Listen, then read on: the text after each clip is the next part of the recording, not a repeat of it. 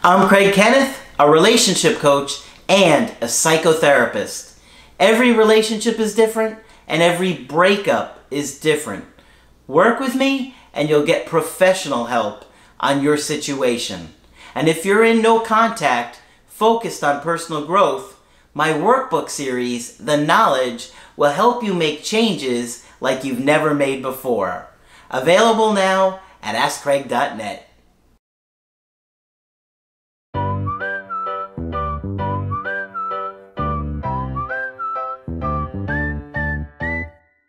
Hi there, I'm Coach Kenneth. And I'm Coach Victoria. And in this video, we're going to be talking about she completely lied to me. Liar! Oh boy. One of the things that we see often in a breakup is that people are not honest.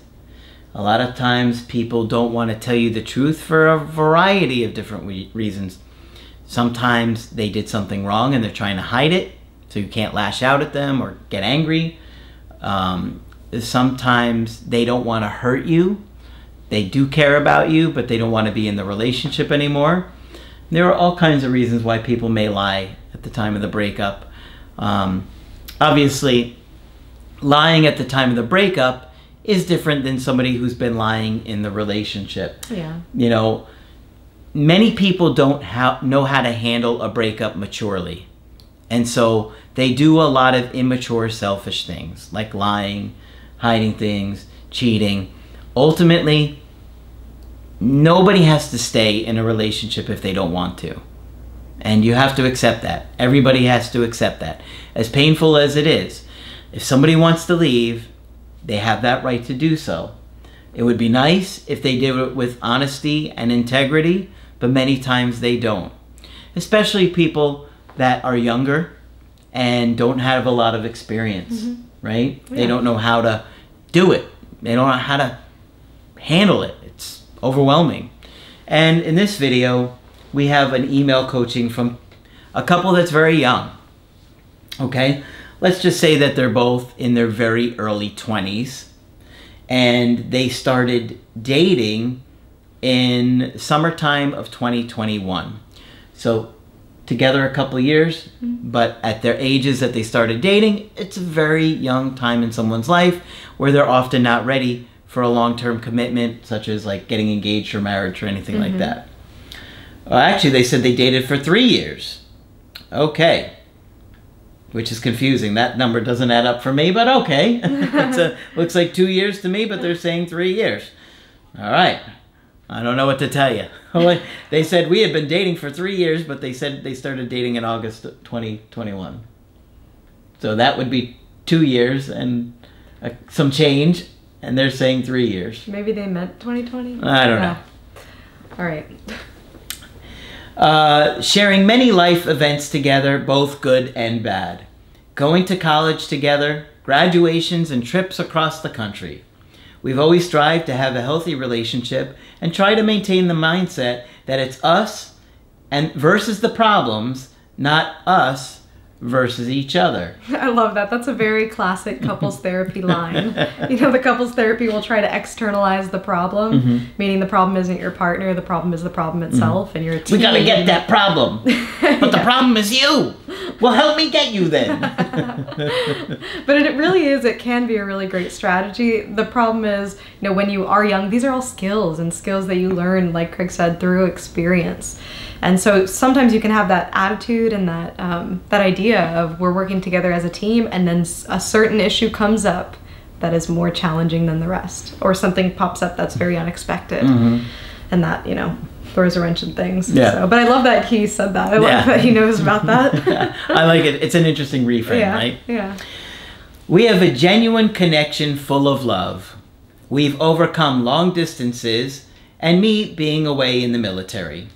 There have been times when I have only seen her once in 7 months due to military obligations, which obviously would be very difficult. We had our whole life planned out together. Now, slow it down a little bit. Hold on. How are you planning all of your life together? He's in the military, though. That's like standard protocol, right? Isn't it? You go into the military, then next you get married, and then...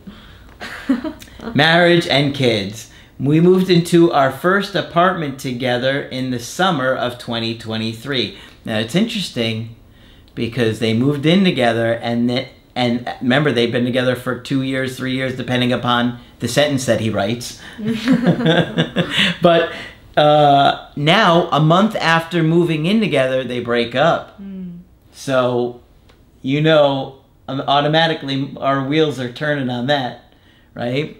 Because it's probably overwhelming somebody too much. A month after moving in together, she had broken up with me and moved out, back to her parents' place. The reason for our breakup was that I was not putting any effort anymore. It's interesting. A month seems kind of like a short amount of time to really, see that, unless this has been a problem that's been going on before they had even moved in together. Which doesn't make a lot of sense, because if the problems are that severe, why would you move in together? Right. But it could be a lot of times people will think the next commitment step will fix their relationship. Oh, well, when we live together, then he's going to put in that effort. Yeah. So it could have been that she already had that in the back of her mind, and so she's expecting it, hoping for it. She has her feelings caught up in it, and so then as soon as he starts to disappoint her little by little, those little things can add up and look like bigger things when she's been waiting for this. Yeah. Let's see what happened. I got stuck thinking that since we've come this far, nothing could separate us, and got complacent. There should be like organ music. Dun, dun, dun. Complacency. Yeah, listen.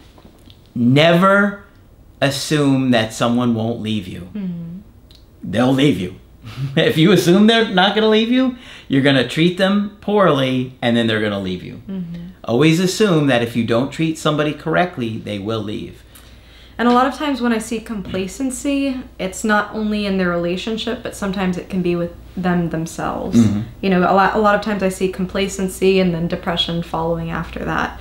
So guys, be mindful of that the effort you put into your relationship is just a further reflection of the effort that you're putting into yourself in your life. Yep. I actually did a Skype call this past week that the guy was complacent and the woman couldn't take it anymore. She was feeling unloved. And this woman really loved him. She didn't want to do it. She just was hurting too much to stay. I was dealing with my problems myself. I came home and only focused on myself, ignoring her and not validating her feelings. She said she is tired of being ignored and putting in effort for both of us. Can you blame her for leaving? I also wonder if as a couple they had discussed what moving in would actually look like. A lot of times the idea of moving in is really romanticized. Oh, we're going to spend so much time together. We're going to be so close. We're going to be so bonded. What you fail to realize is, one person's going to be working. You're going to be, taking the dog out for a walk. You have chores now. He's going to come home stressed. She's going to come home stressed. You're going to see each other's boogers and all of that. So the reality of it looks a lot different than what it's like when you're not living together, especially when they're young. I don't know if this is their first time moving out of their parents' home, really being independent. You kind of get a reality check at that point. Absolutely. It's very different.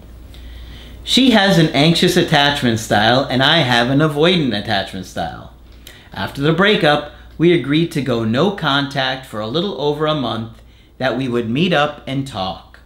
Of course, right after the breakup, I made all the classic mistakes. It sounds like the greatest hits. The handwritten letter, clean slate message, going by their house, calling the parents. It sounds like a record, right?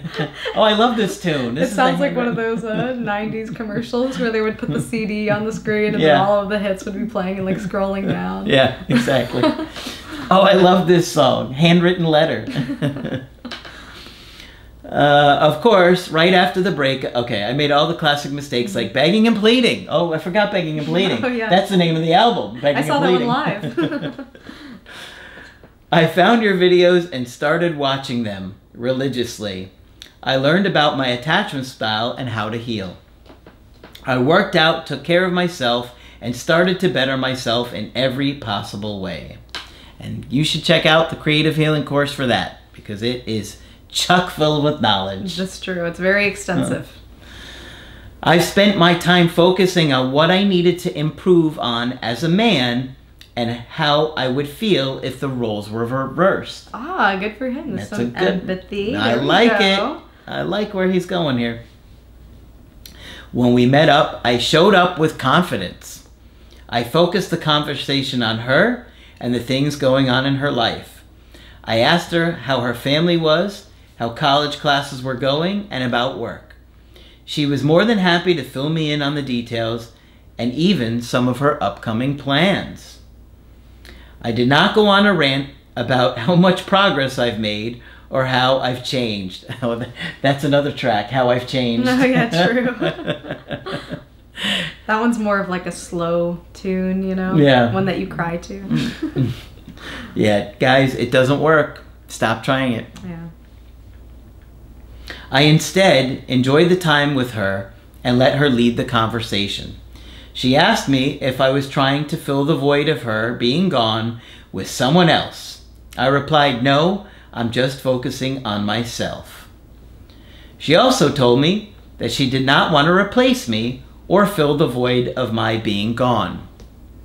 She also said that we are not going to get back together anytime soon in the near future, and that if we were going to make this work, we'd have to completely start over. That seems kind of harsh. We're going to have to completely start over. And to me, it doesn't seem so based in reality. Can you just put a reset after years of being in a relationship? Mm-hmm. You know, we're not machines, and we have memories, we have experiences that are ingrained in our minds and bodies. I wish there was a reset button, but realistically, it doesn't work that way. Is it going to be a different relationship? Absolutely. You know, but saying completely start over, I think, negates a lot of what that relationship was. Yeah. Coach Reset Button will tell you to do it, though. Yeah. Blank slate. Just got to start with the blank, just, you know. Oh, the Coach Blank Slate is different than Coach Reset Button. True. This is reminding me of that movie, Eternal Sunshine of the Spotless Mind, where they try to come up with ways to erase your ex from your memory. Mm-hmm. And then, no. You have to watch the movie. I was thinking of Men in Black, where they the little flash thing makes you forget. That's a good one. Make your ex watch this video. We'll erase their memory. Wait, you erased too much. Now they don't remember me. They don't remember how to eat cereal. All right, let's see what happens here. I then asked her if she would like to get together every once in a while and catch up. She said yes. She has told me throughout this whole process that she will always love me and care for me.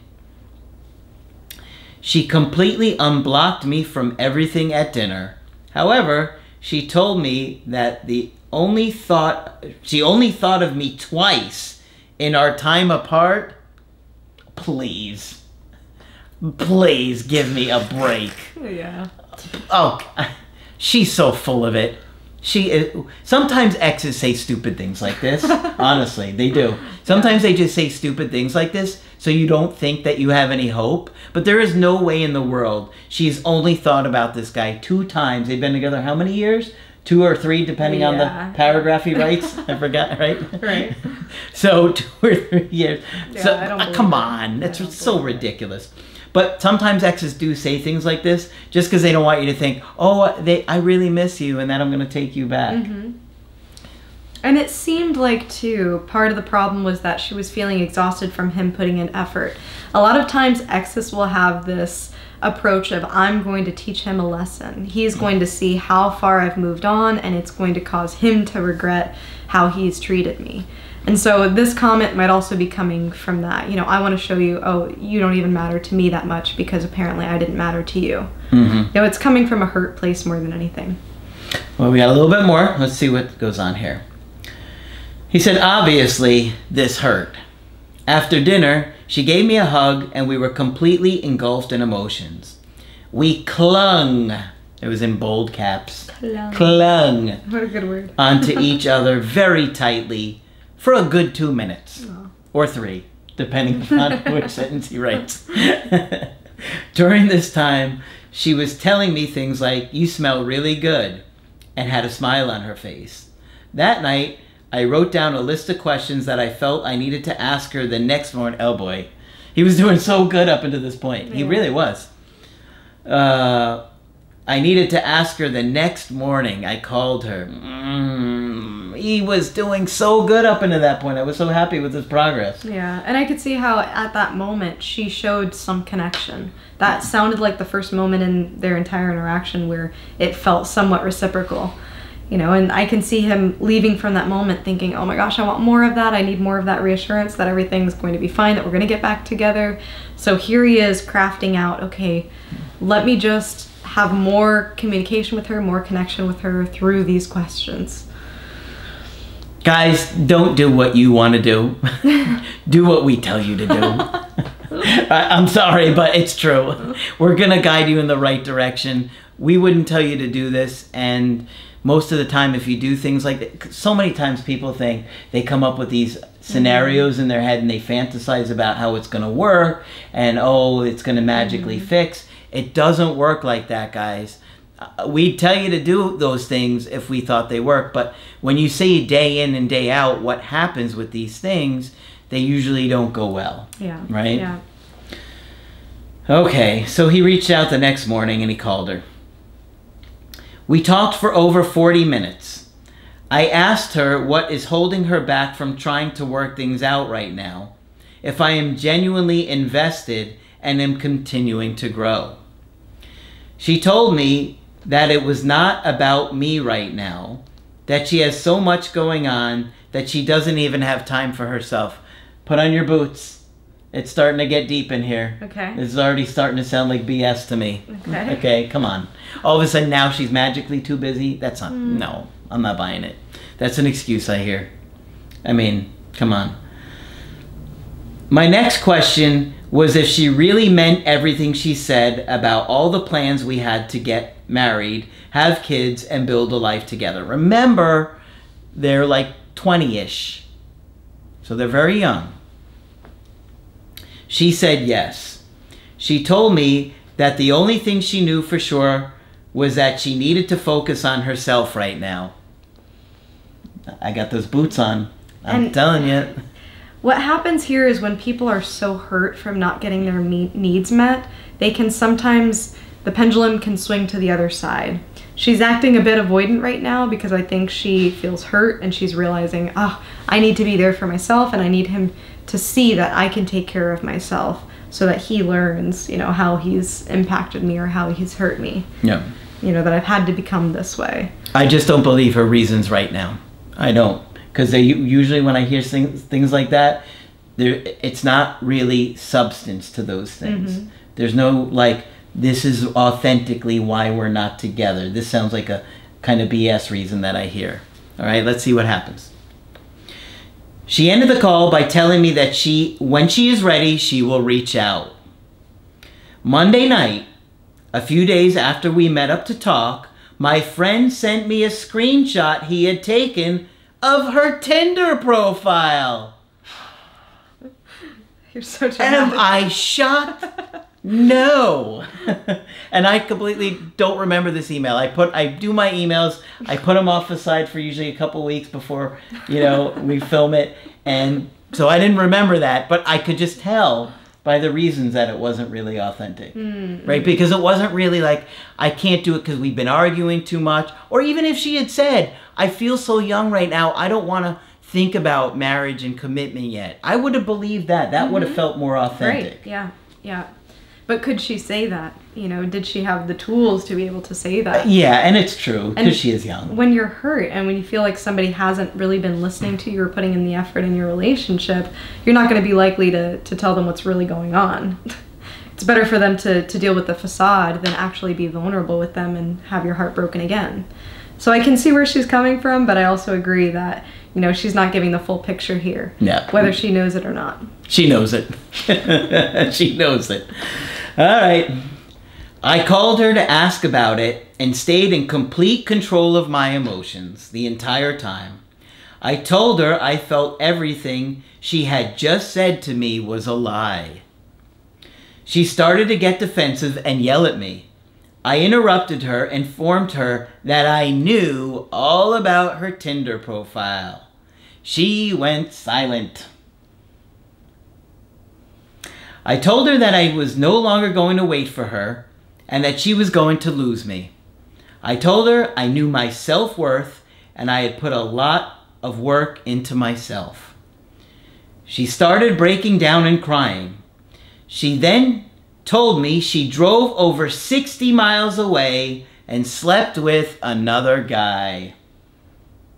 Was that just like a tagline at the end of her comments? You know, I'm confused as to why she would tell him that. It sounded like either that was a jab, either she was feeling guilty about it and just had to regurgitate it out to get off her chest. Yeah, I think she just felt like she had to confess, maybe because she's so young and been with him for so long, 2 to 3 years, depending upon the sentence that he writes. And this to me seems like, you know, being able to manage your emotions here. It sounds like she is just now experiencing something to this effect. And a lot of times people act impulsive when they don't know how to manage those big feelings. All right, so there's a little bit more. She told me she has been thinking about me nonstop. Well, I think there was a few times she stopped. Well, I mean, this is very different from what she was saying before, where she had only thought about him 2 times. You know, yeah, so right? Take this as what your ex says when they're emotionally charged may not always be the accurate portrayal of what's really going on. Well, I knew it was BS. I was like, come on, 2 times. I didn't buy that. I haven't bought a lot what she said so far. That's why I'm wearing my boots. Because you'd be stepping on a lot of BS right now. Feels guilty. Now, I thought she felt guilty. And regrets everything. I told her that as much as it was going to hurt me, I would not continue contacting her in any way. She was now screaming into the phone and sobbing. I can't say that many people wouldn't be too happy to watch her suffer after what she just put him through. Right? If somebody does that to you, you're going to like, good, now you feel it. Because you've been lying to me, you hooked up with somebody else. Like, people are going to be hurt and mad. Yeah. And I don't blame them. And she made him believe that she wasn't seeing anyone else. And so, you know, thinking That's right. about, She did say that, didn't she? Yeah. Thinking about what that does to a person who's clearly in love with you, who clearly does want to work things out, you know, I could see his sense of betrayal here. Yep. In a very frantic state, she said she would reach out, call, or text me. I left her with a final message telling her that I love her. To which she replied, I love you so much, baby. I'm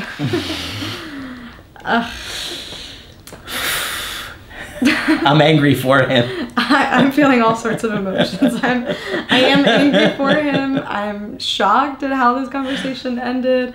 I'm laughing at a little bit of the ridiculousness of the back and forth here. He must feel like he's on a crazy emotional roller coaster right now. Whew, a lot going on. Yeah, he's like a hamster in one of those little balls and somebody spins it around and makes him go crazy. True. And then stops and then spins it in the other direction. Okay, that's another level of sickness there. Did you have a hamster growing up? Never mind. I don't want to know. I said goodbye. I'm having a very hard time deciding what to do when she reaches out. I don't understand how she could say she loves me and wants to work on herself, not date or sleep with anyone else, but a month after a serious commitment and a day after she saw me make a Tinder and sleep with another person.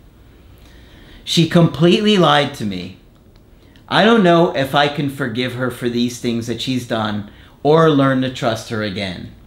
I went from a place of improvement to having the world crash down around me. I don't know what to do or if I should take her back when she reaches out. Well, yeah, I could understand your confusion here. Whether or not you decide to take her back is up to you. Honestly, I wasn't surprised that she did any of this because I felt like she was BSing at the time of the breakup. I didn't believe her excuses. And, you know, look at her behavior. So, you know, if somebody does this to you, they have to really fight to work and earn your trust back. You don't want to just eagerly take somebody back after they do this. I mean, this guy is feeling devastated. I mean, he's young. He's been with this girl for 2 to 3 years, depending on the sentence he writes. So yeah, and how you respond to this event is going to set the precedent for how she treats you. You know, it's okay and very normal to be very upset at your partner, to be frustrated with your partner that you're not getting your needs met. But the way that she's handled those big feelings really is the issue here. And I agree with you, Craig, that, you know, this is something where she does have to build your trust, both in her relationship with you, but also with herself. You know, how can she handle these big emotions again in the future? You know, life is long, relationships are tough. You know, if the two of you do plan on moving in together at some point, getting married, having a family, going through with the plans that the two of you set out, there's going to be challenging moments. You know, and really she needs to work on how to manage those big emotions. Likewise, you also need to work on being attuned to your partner. So it really is from the very beginning, you know, teamwork type of issue. Does she have things that she herself needs to take accountability for? Absolutely. Absolutely. Yeah, you know, it's hard when you love somebody and they really hurt you like this, because, you know, a big part of you just wants to be with them again and have that connection that you used to have. But when somebody puts you through this like the way that she did, you know, had she been more honest or forthcoming, you know, it'd be a lot easier to repair. But by deceiving him and saying it wasn't about other people and giving him these reasons that weren't really accurate, it makes it a lot harder to ever feel safe or trust her again. And it's critical to have trust if you're going to be in a relationship with somebody. So I'd be very careful, and I'd want to see a lot of real, sincere, honest behavior from her. And I wouldn't be eager to take her back. I would make her be fighting for me if I was you. I mean, that's a personal decision whether or not you take her back. Some people would say, okay. They might say, well, I was neglectful and that was part of the reason she wanted to leave, so I can't put it all on her. Some people would say, no, after what she put me through, I can't go through this again. That's up to you. But whatever way you go, it's better to take this slow and thoughtfully before you just rush into anything and you wind up getting your heart broken again. Right. And I do want to be clear here that even if it sounds like she was cheating on you, really she wasn't. I think the betrayal here was in her telling you that she was focusing on herself and not seeing other people when there was somebody else involved. Now, could those two things be true at the same time too? She could be generally focusing on herself and felt impulsive, felt like she wanted to do something different, try something new, get her mind off of the situation, maybe even as far as to get back, you know, at you. It could have been any of those things, and she still might be in that place where, you know, she doesn't really know what she wants. So I did want to point that out just to say that a lot of couples do recover from wounds like this, although it is not easy and it does require work. Yes, it does. Look, regardless of what happens with this particular woman, learning to be a good partner and learning from this will only help you in the long run. So keep up the hard work on yourself like you've been doing, regardless of what happens with her. You may decide you want to give it another chance one day. You may say, no, I don't want to go through that again, and that's up to you. But either way, take it slow and be thoughtful in your decisions, and repairing it should be thoughtful as to what can happen and the needs that you both have, and would it really benefit you two in the long run to be back together? Mm-hmm. You know what I mean? Because you are both really young, and maybe she's just not ready for the marriage and the kids and all those things that she had talked about. Yeah. take things slow, and I know that you're in the military, so it's ingrained in you that you got to get married. No, I'm just kidding. I don't know if that's true. But we do see a lot of people in the military getting married young. Yeah. But you know, look at all the different options that you have. Look at the gray areas. If you can get back into something slowly, intentionally, you know, seeing what her needs are, seeing if your needs are being met, building that trust, then I do think that there's hope for this situation. But be mindful of all of those things. Okay. So hopefully this one's been helpful to you. Of course, if you want to get our help personally, you could do that on my website, askcraig.net. I do email coaching and I do Skype. Coach Victoria is also available for Skype coaching. I'm here whenever you'd like to chat. Just click on her name at the top of the website to schedule with her. But that's it for this video. I'm Coach Craig Kenneth. And I'm Coach Victoria. And we will talk with you soon.